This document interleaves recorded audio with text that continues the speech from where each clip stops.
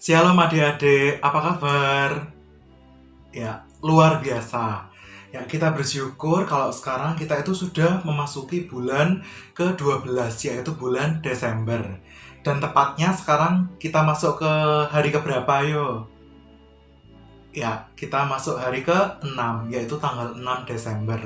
Nah, bulan Desember itu biasanya kalau kita di gereja itu ngapain aja ya? Kita ngerayain apa ya? Iya, kita ngerayain Natal. Nah, Natal itu kelahirannya siapa ya? Adik-adik tahu nggak? Desember itu, Natal itu kelahirannya siapa? Ya, kelahiran Tuhan Yesus yang adalah Juru Selamat kita. Mari kita bersama-sama, kita akan mendengarkan firman Tuhan. Kita terlebih dahulu berdoa.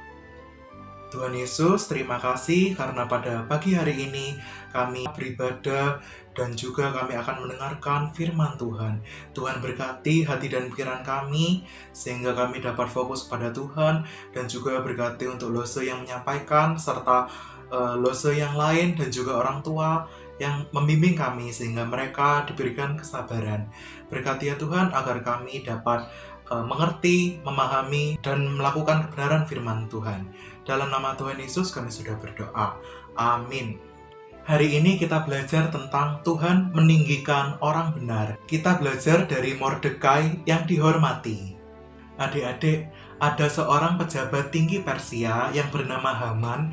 Dia ini benci banget sama ayah angkat Esther, yaitu Mordekai. Karena Mordekai tidak mau tunduk kepadanya seperti orang-orang Israel yang lainnya. Kemarahannya memuncak sehingga ia berniat untuk membunuh Mordekai itu. Akan tetapi, di lain pihak, ada seorang raja dari Persia. Adik-adik tahu nggak siapa raja itu? Raja dari Persia.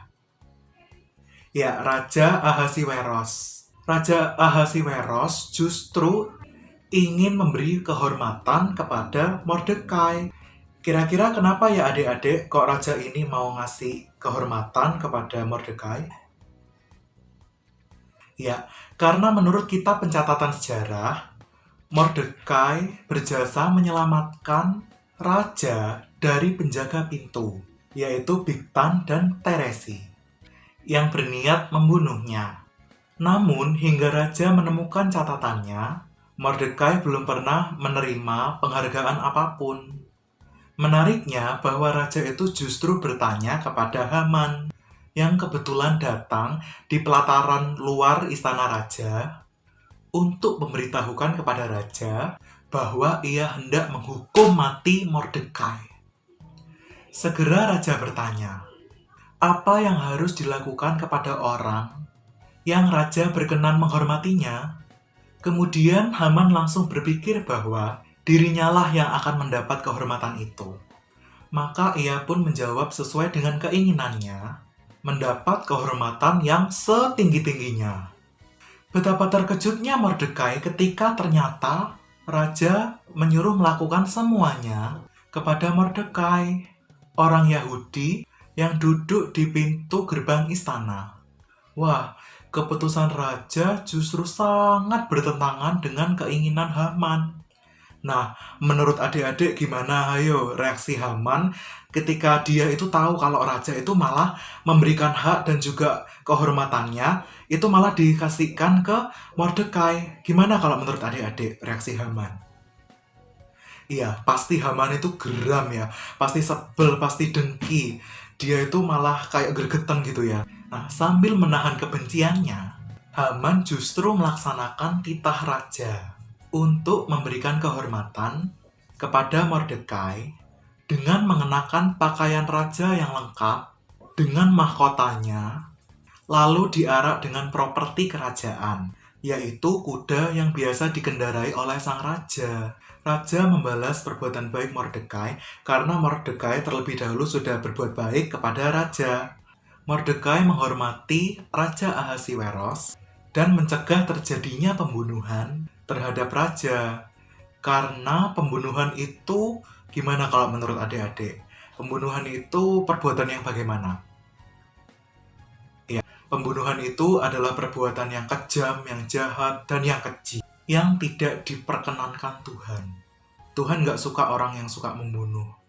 Mordekai sendiri konsisten mempertahankan kebenaran ketika berhadapan dengan Haman. Mordekai tidak tunduk kepada manusia, tetapi hanya kepada siapa, adik-adik? Ya, kepada Tuhan Allah.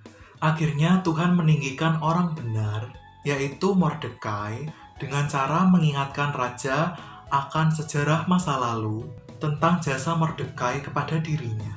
Tuhan meninggikan Mordekai melalui kuasa Raja Ahasiweros.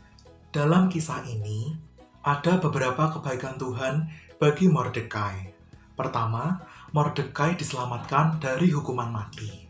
Kedua, Mordekai diarak keliling kota sebagai tanda penghormatan raja atas jasanya. Semuanya itu dialami Mordekai karena ia memperjuangkan kebenaran. Tentu ketika kita memperjuangkan kebenaran, tidak serta-merta hal baik segera kita alami. Ada kalanya ketika kita melakukan hal yang benar, kita tidak dianggap atau bahkan kita dilupakan.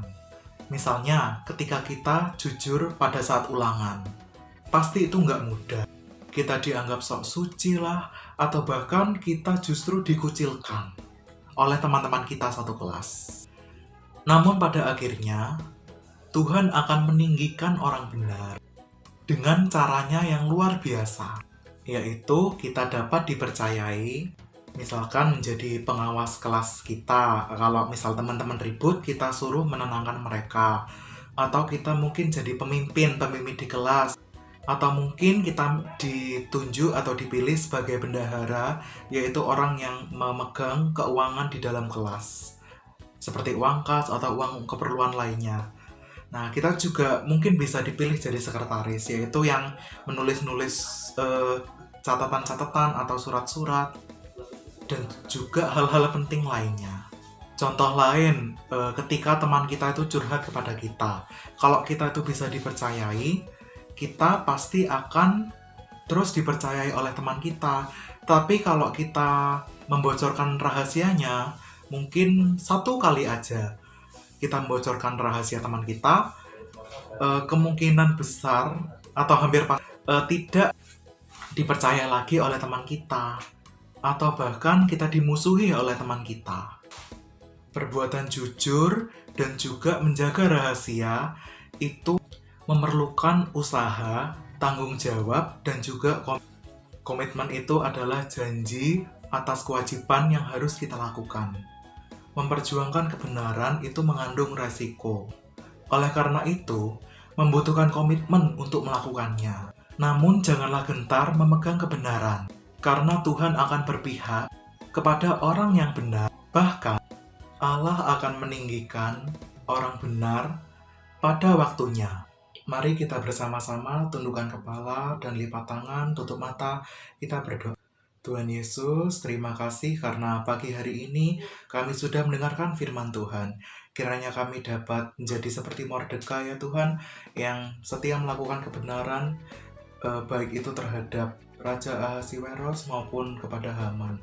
Kiranya Tuhan terus memberkati kami, menyertai langkah kehidupan kami, sehingga kami dapat berjalan di atas jalan yang benar, yang lurus, dan kami bisa bersikap jujur, bertanggung jawab, dapat dipercaya, dan juga kami berkomitmen atas apa yang kami lakukan.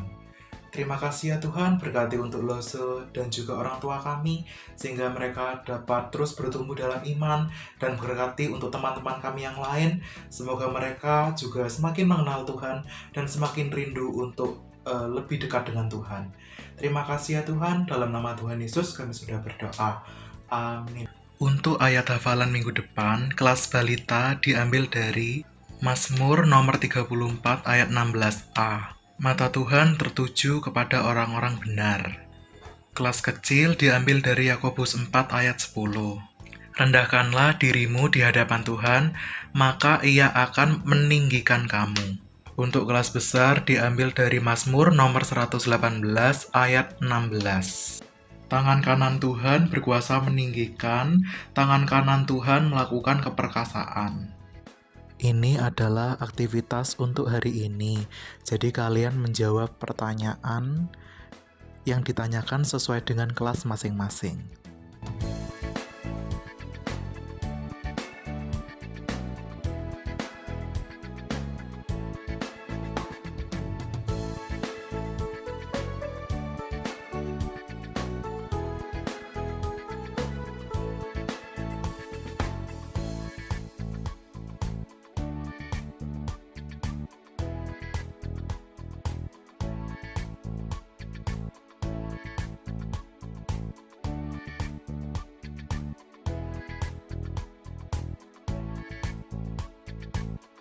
Terima kasih, selamat beraktivitas, dan Tuhan Yesus memberkati.